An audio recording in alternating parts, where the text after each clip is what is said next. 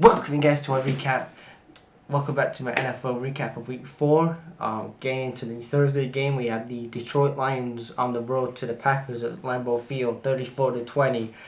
Ben Johnson is the fucking man, and he got that game plan great. He had a great game plan last Thursday.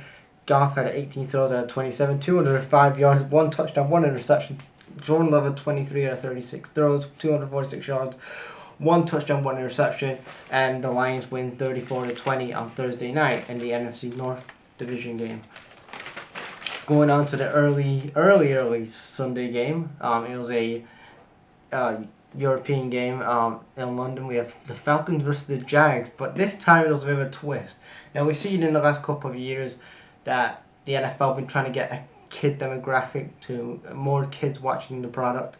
And they did that again on Sunday morning. They had a Toy Story themed NFL game where you had the players, where you had a simulation of what's happening in real time in Andy's room, and then you had the stuff what was happening in the actual game on Sunday. And I really like that concept that they're bringing movies and kids TV and movie shows into the NFL, bringing in more kids into sports and stuff like that. That's a great addition that they're doing in the NFL.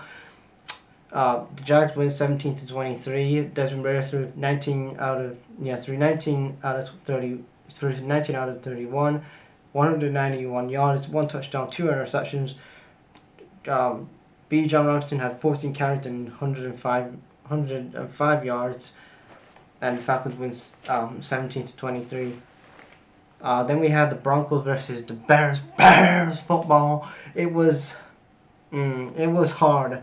The Broncos win 31-28. Justin Fields looked pretty good in this game. He did. I've got to give him credit. He looked good in some parts of this game.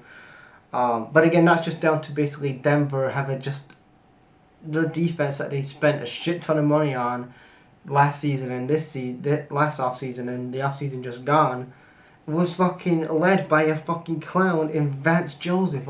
Let's bring the guy back that was a total disaster 5 years ago for Denver. Let's bring him back this time to work on the defensive side of the ball 5 years later, and again making the Bears actually look pretty good. The Bears look actually good in this game. The Broncos win 31-28 on the road. Russell Wilson had 21 out of 28 throws, 223 yards, 3 touchdowns. Fields had 4 passing touchdowns. Like, what the hell? As hell throws it over, Justin Fields had 4 passing touchdowns, and he had 335 passing yards. Like, what the hell is going on here? But again, it was typical Bears stuff. They didn't go for it when it was 28-28, and they could have gone for a field goal and then a touchdown to won the game. No, they let the Broncos get back in the game 31-28, and doesn't get any better because this Thursday the NFL want to keep having the Bears on prime time. We're gonna have the Commanders versus the Bears. Yay! Eberflus and fucking Riviera.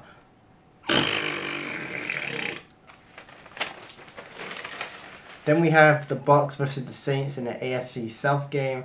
The Bucks win 26-9. Then we had the Vikings versus the Panthers. The Vikings win 21-13. The Vikings get their first win of the year.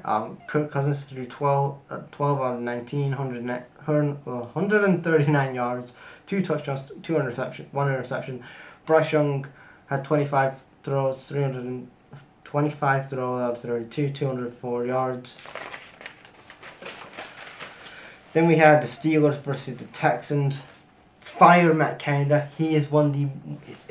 Again, you look at Matt Canada, you look at Luke Getsy. I said this a few weeks ago. Like, you can pick between the Steelers and the Bears who has the worst offensive coordinator, because as long as Matt Canada stays in this, as long as Matt Canada is doing the offensive plays with the Steelers, then Kenny Pickett is not going to grow as an NFL. He is not going to grow as an NFL quarterback. He is not, because he's got an idiot like Matt Canada playing the calls, making it like a fucking idiot.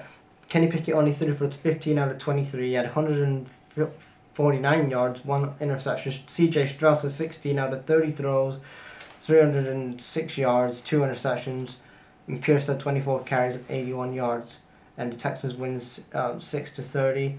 And yeah, and look at C.J. Stroud out of the two quarterbacks, and you can see DeMeco Ryans getting the best out of what he can. Again, it's not the full project yet, but I'm liking the vision with this Texans team, this Houston Texans team. You have the young quarterback, you have Will Anderson Jr. I like what you've got, what you're building, and what I do like is that they're having the young quarterback start the games, which is fantastic.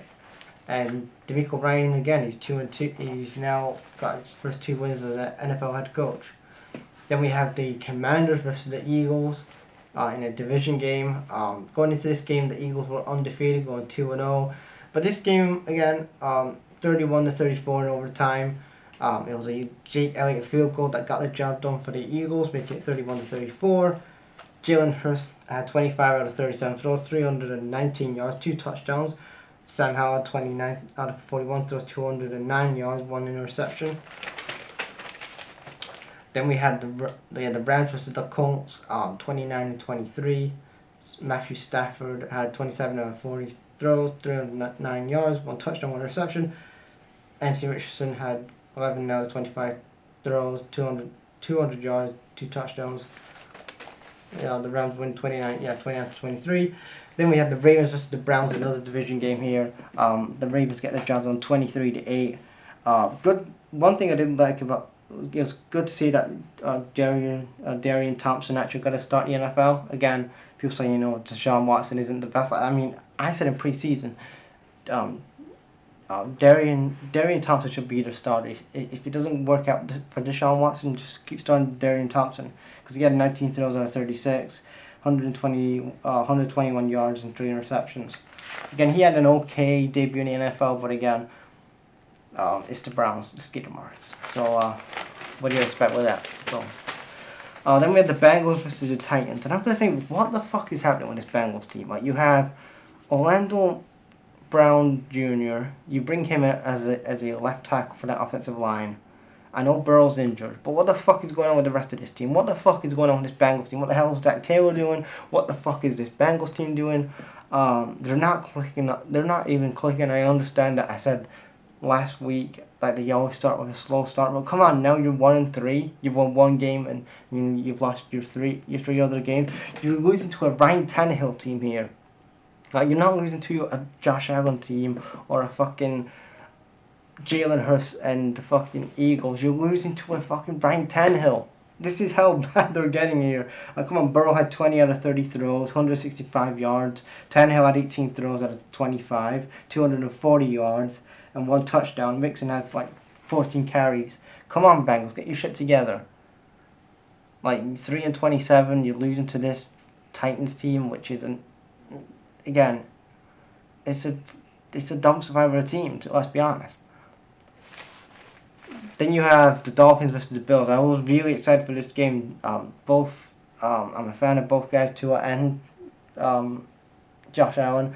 But the Bills defeated the Dolphins in my picks. I said that the Dolphins would go over in the picks, but the Bills won 26-48.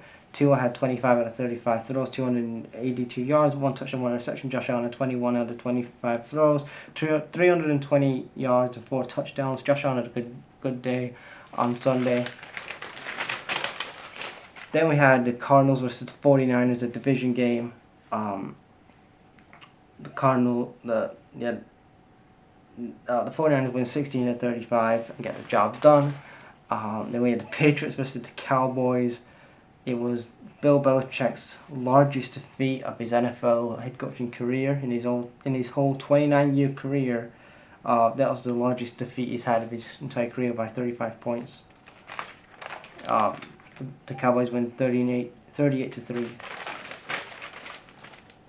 Then we had the Raiders versus the Chargers. Aiden O'Connell starts his first NFL game. He had 24 to 39 throws, 238 yards, 1 interception. Herbert had 1 touchdown, 167 yards, and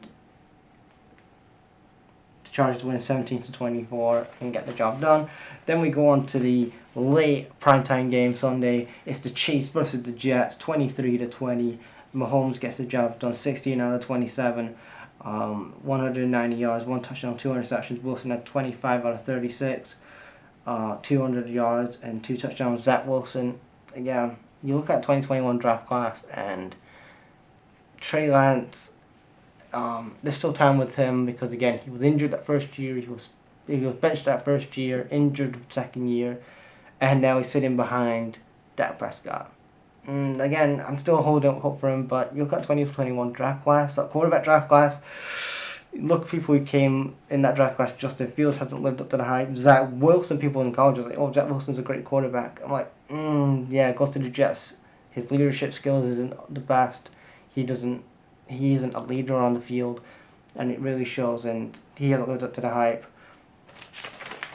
And then we go to the last game, last game on Monday night, Seattle versus the Giants. Giants were at home for this game. Giants were 1-2 for this game, and Seattle won 24-3. Geno Smith threw for 13 out of 20, 110 yards, 1 touchdown, and Kenneth Walker had 17 carries, 2 touchdowns, 79 yards. And